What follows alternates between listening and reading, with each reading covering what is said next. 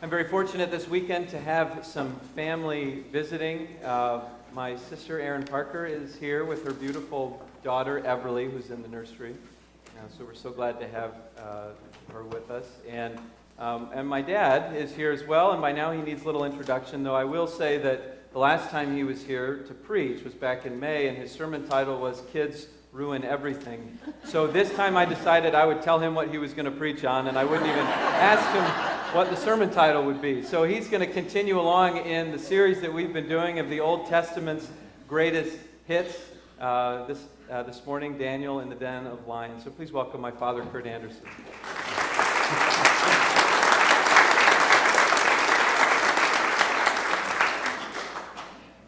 Now, what is this? Telling me what to do. And so I'm so excited because I get to see their three and Aaron's one, and I show up at the house and I sit down on the couch with Owen, and Owen says, "Well, Grandpa, how old are you?"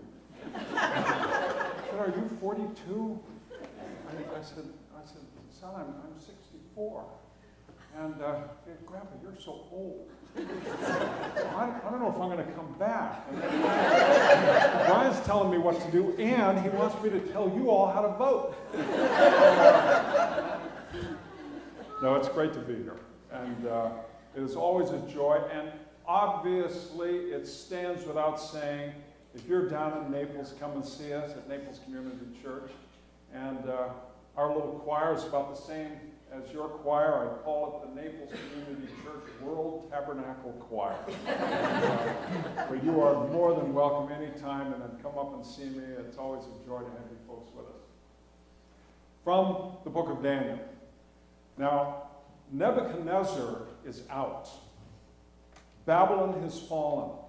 The Medes and Persians have come in and had their way with the Babylonian Empire, and they've got a new king in place, Darius.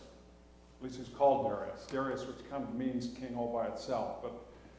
So Darius is new, and he's probably a little nervous. He probably is not quite sure of himself. You know how it is with these new leader types, especially if he's a young guy. By the way, that reminds me. Daniel was probably in his 80s. And look at the picture that they have of Daniel. He's got brown hair and everything else. Unless back then 80s was the new 40. But the reality is Daniel was full of years. And he was competent, and he demonstrated great personal character. And he distinguished himself, as we heard in the first half of this reading, he distinguished himself over everyone else. And Darius was about to make him the one who would be over all of this. Rather than him and three, it was going to be just Daniel. And that's when politics kicked in. And they tried to undermine him. And they got Darius to pass a stupid law about the only way you can pray at all is if you pray to him. The conspirators came and found Daniel praying and seeking mercy before his God. Then they approached the king, said concerning the edict, "O king, did you not sign an edict that anyone who prays to anyone, divine or human, within 30 days, except to you, O king, shall be thrown into the den of lions?" The king answered, "The thing stands fast, according to the law of the Medes and Persians, which cannot be revoked." Then they responded to the king, "Daniel, one of the exiles from Judah, pays no attention to you, O king, or to the edict you have signed. But he is saying his prayers 3 times a day." When the king heard the charges, he was very much distressed.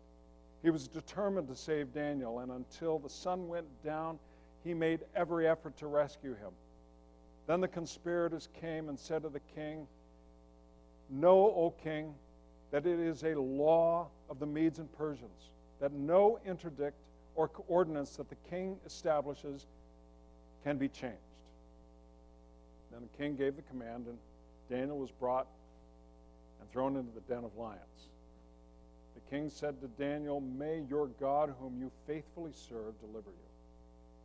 A stone was brought and laid on the mouth of the den, and the king sealed it with his own signet ring and with the signet of his lords, so that nothing might be changed concerning Daniel. Then the king went to his palace and spent the night fasting. No food was brought to him, and sleep fled from him. Then at the break of day, the king got up and hurried to the den of lions. When he came near to the den where Daniel was, he cried out anxiously to Daniel, "O Daniel, servant of the living God, has your God, whom you faithfully serve, been able to deliver you from the lions?" Daniel then said to the king, "O king, live forever. My God sent an angel and shut the lions' mouths so that they would not hurt me, because I was found blameless before him and also before you, O king. I have done no wrong." Then the king was exceedingly glad and commanded that Daniel be taken up out of the den. So Daniel was taken up out of the den, and no kind of harm was found on him, because he had trusted in his God. The word of the Lord. So I was at Starbucks this morning, and right under the window, if you've been right down the street here, there's this kind of cluster of tables and overstuffed chairs. 4 guys are there, older guys like me. And they're talking loud because nobody can hear each other, so they're talking loud. The rest of us can hear. They're talking loud, and of course what they're talking about is Trump and Hillary.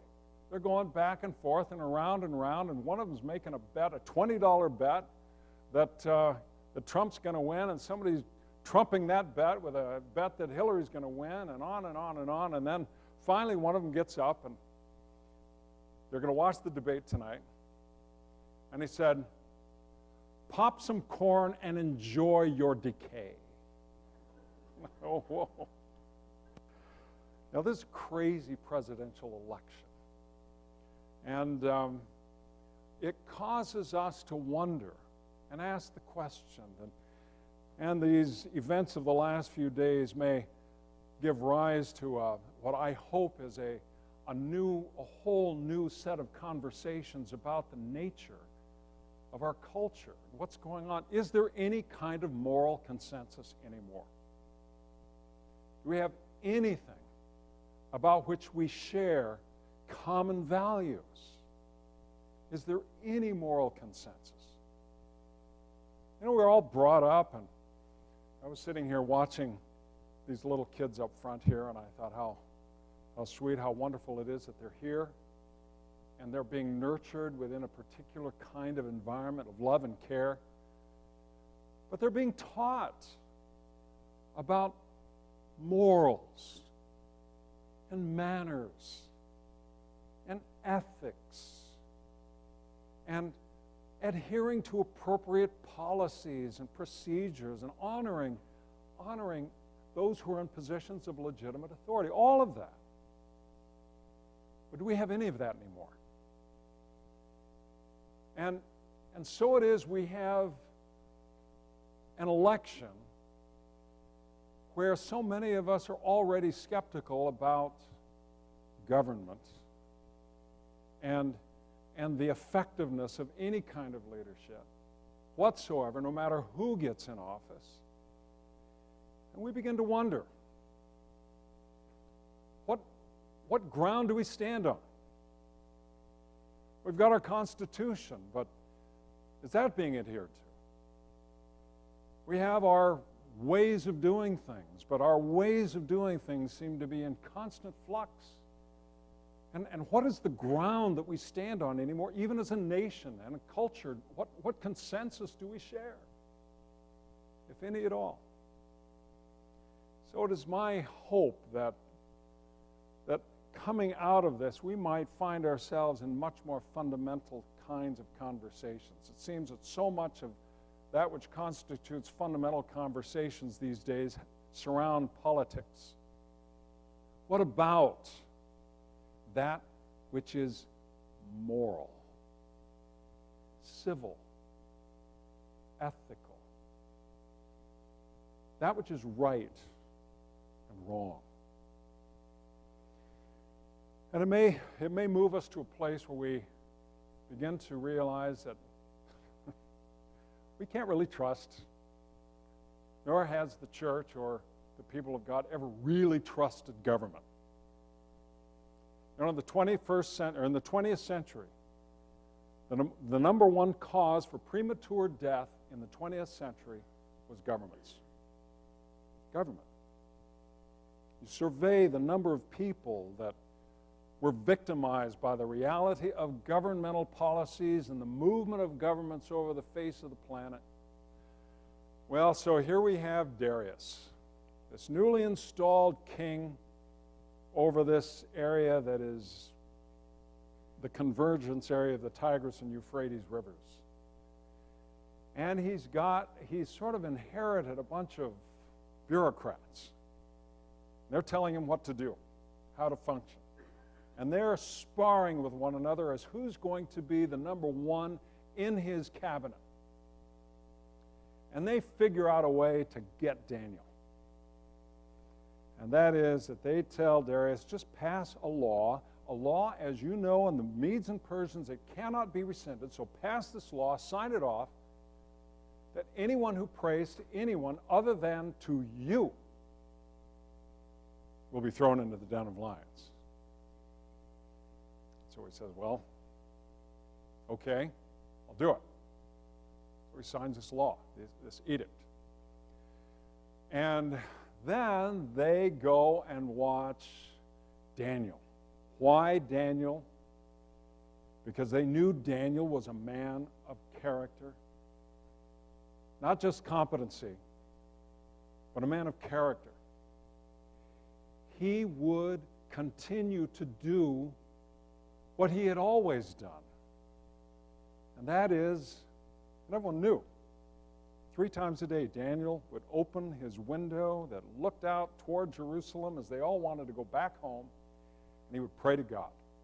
Not because there was something special about that direction, but the hope that he had with his people was that they would return to Jerusalem.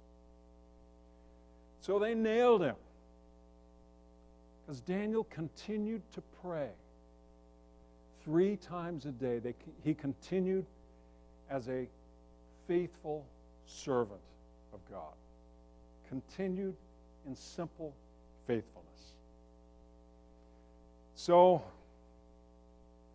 they had him arrested, thrown into the den of lions.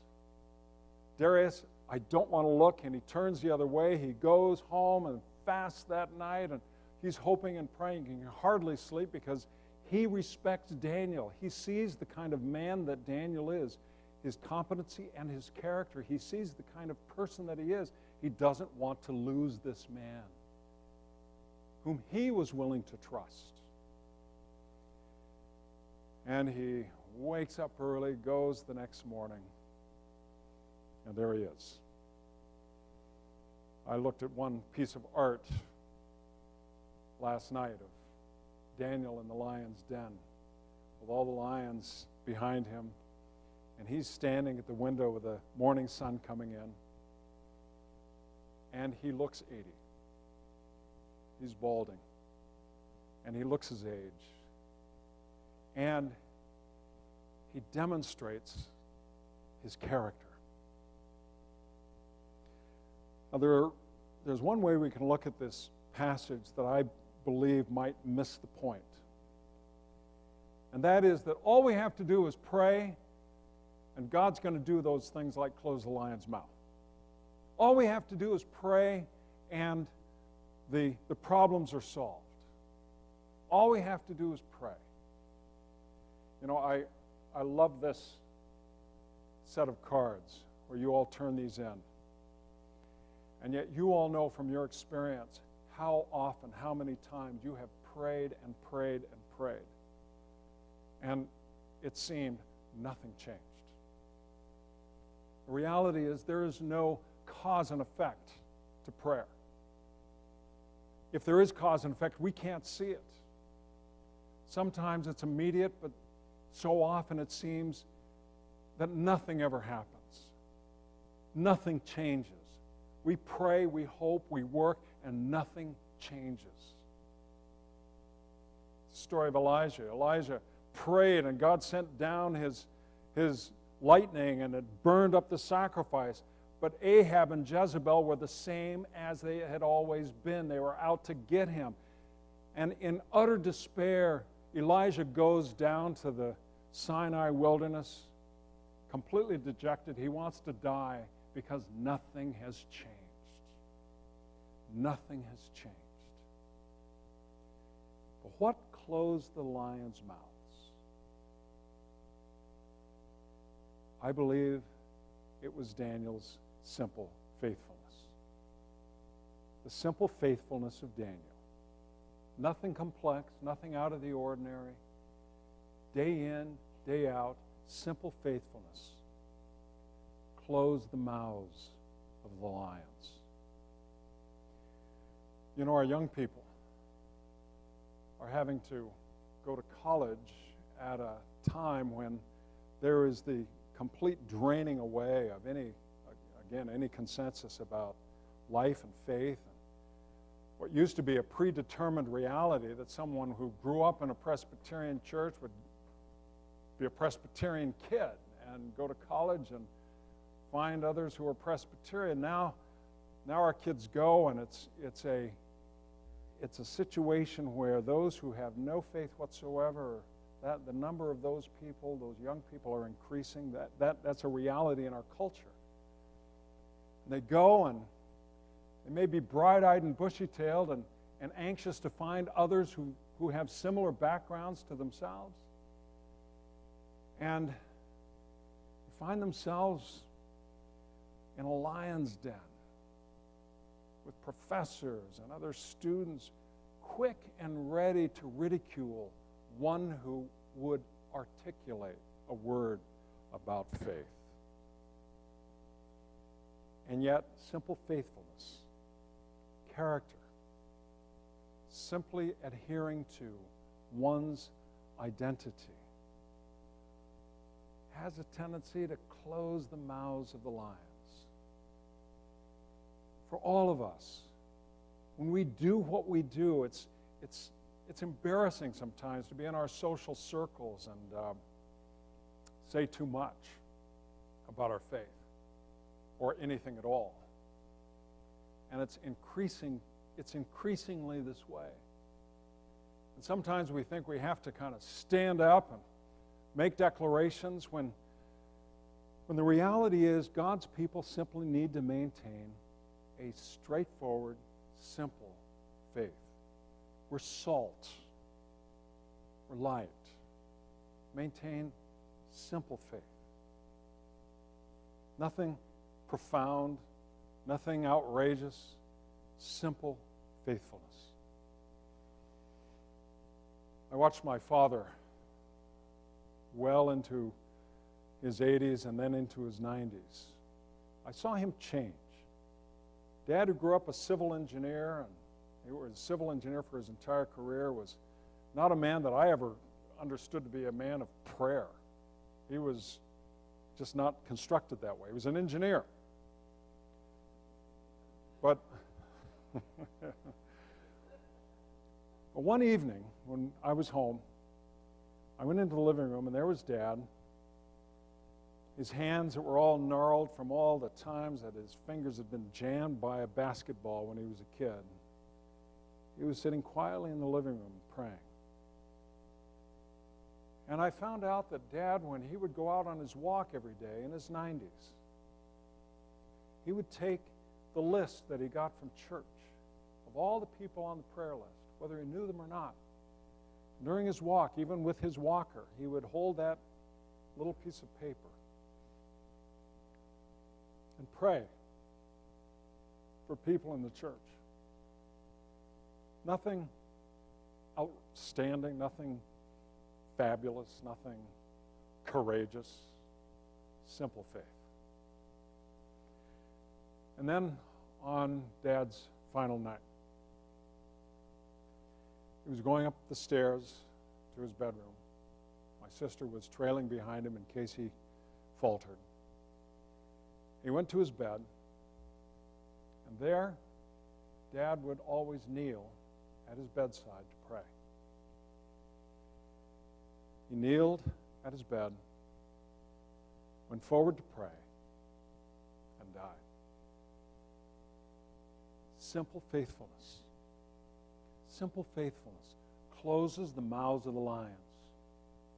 Simple integrity, simple courage, simple character allows God's people to endure through the hardest, most difficult challenges of life. We need not muster something far beyond what we have been given. We simply are God's children, and we exercise what faith we have, which, as Jesus says to his disciples, is the size of a mustard seed. It's just a little thing. Our faith is so small compared to what we'd like it to be sometimes. But the reality is, as Jesus said, since your faith is the size of a mustard seed, you can say to this mountain, go throw yourself into the sea, and it'll do it. Our faith, simple faith, closes the mouths of the lions of our lives. Whether it's that cancer diagnosis, all of these things on these cards, whether it's that child who's caught up with an addiction, whatever it may be, we take to that lion's den, simple faith. Will you bow with me in prayer?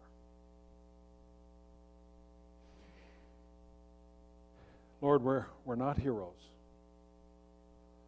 but we've been equipped, not of our own doing, but your work within us, the gift that you've given us, and your Son, our Savior Christ. Lord, may we simply be faithful. We ask it in Jesus' name.